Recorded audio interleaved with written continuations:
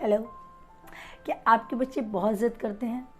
इतनी ज़िद करते हैं कि ज़िद वर्ड भी आपको बहुत छोटा सा लगने लगा है। कहीं भी कुछ भी मांगने लगते हैं और इस कदर अपनी बात पर अड़ जाते हैं कि लास्ट में आपको ही झुकना पड़ता है।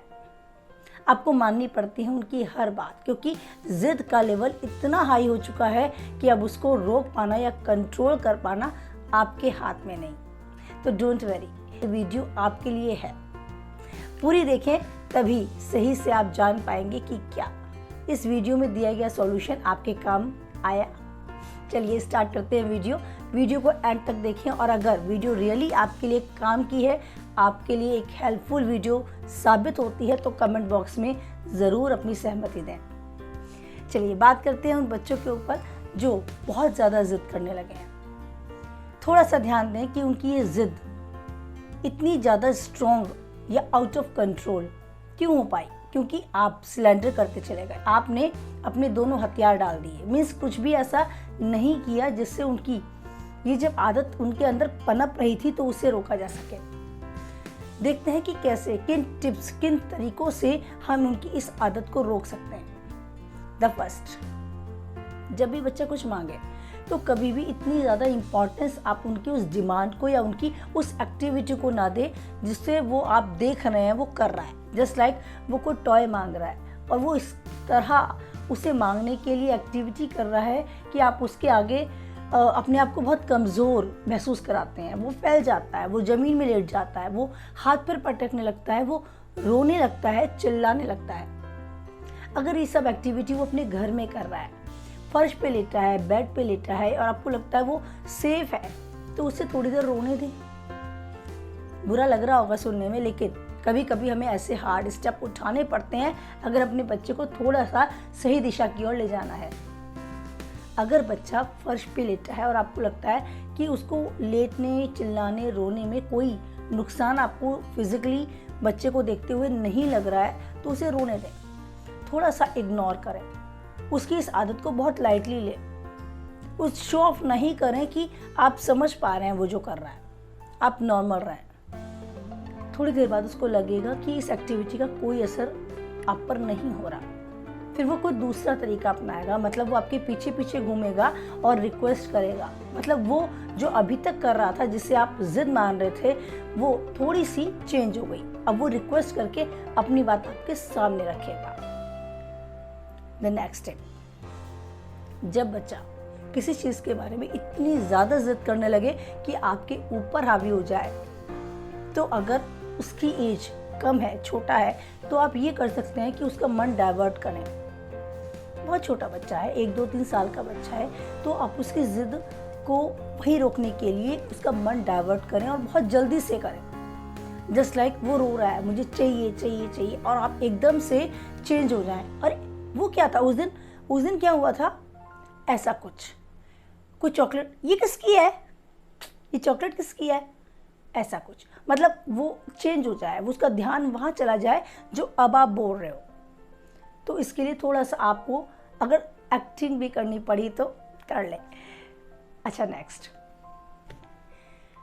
आप उसकी ज़िद में एकदम से नो वर्ड से अपना आंसर ना दें।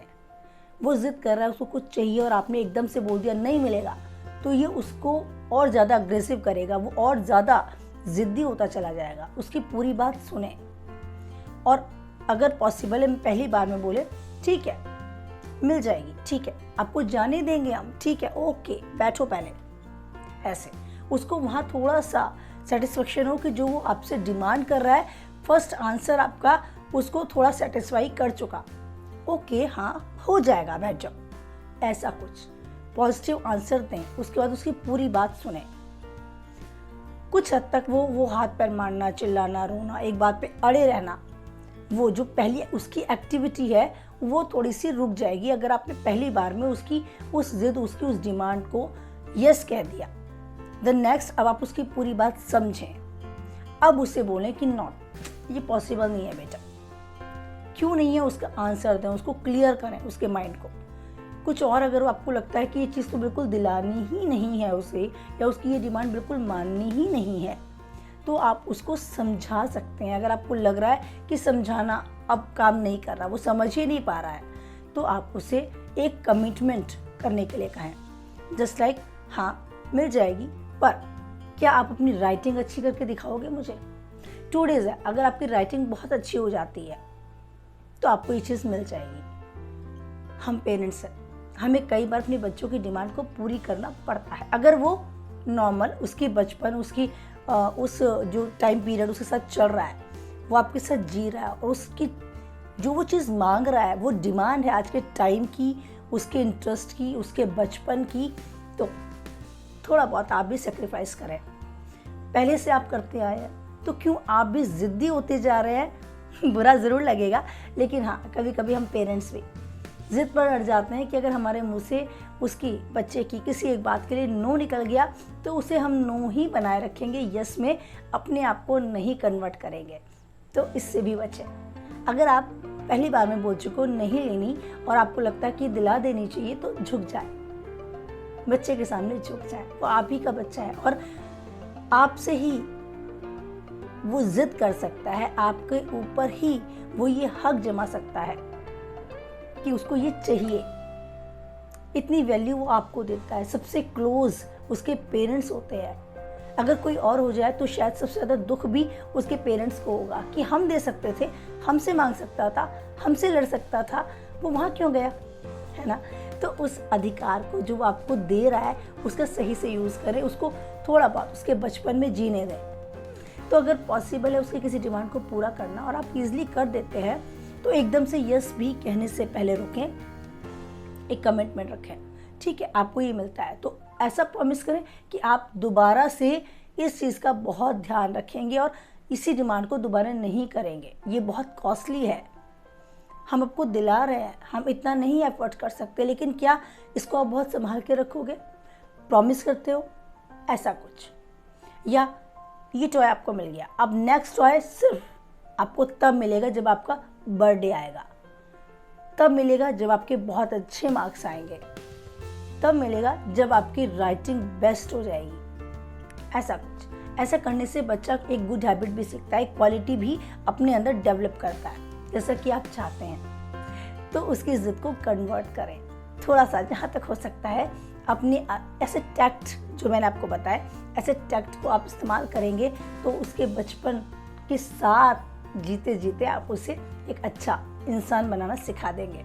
और उस वाली सिचुएशन से रुकेंगे जिस सिचुएशन में हम सिलेंडर कर देते हैं, हमारे पास कुछ भी नहीं होता, हम मजबूर हो जाते हैं उसकी बात को मानने के लिए। वो एक एज पीरियड होता है जब बच्चा हमारे हाथ से, हमारे कंट्रोल से बाहर हो जाता है। 14, 15, 16, 20 साल तक का बच्चा अगर किसी जिद पर अड़ जाए तो हो सकता है कि पेरेंट्स मजबूर हो जाए, लेकिन उसकी उस आदत, उस स्टेज तक, उस सिचुएशन तक पहुंचने से पहले वो छोटी छोटी टिप्स उसकी उस आदत को रोक सकते हैं जो उसमें अब पनप रही हैं। तो मे भी पॉसिबल आप समझ पा रहे होंगे मैं क्या कहना चाहती हूँ, और मैं भी जो कहना चाहती थी ठीक से कह पाई कि नहीं, ये कमेंट बॉक्स में लिख कर दें। मेरी वीडियो आपके लिए हेल्पफुल है रही या नहीं, ये भी कमेंट बॉक्स में लिख कर दें।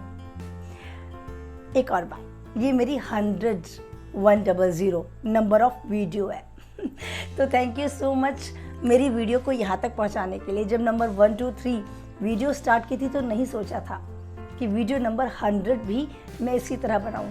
अच्छा लगता है जब आप लोग इस तरह सपोर्ट करते हैं और मेरी इसी तरह वीडियोस को देखकर कमेंट बॉक्स में अपनी राय देते हैं। Thank you so much. इसी तरह मेरे साथ बने रहें, आगे नए क्वेश्चन के साथ नई वीडियो बनाने की मुझे प्रेरणा देते रहें। Thank you so much.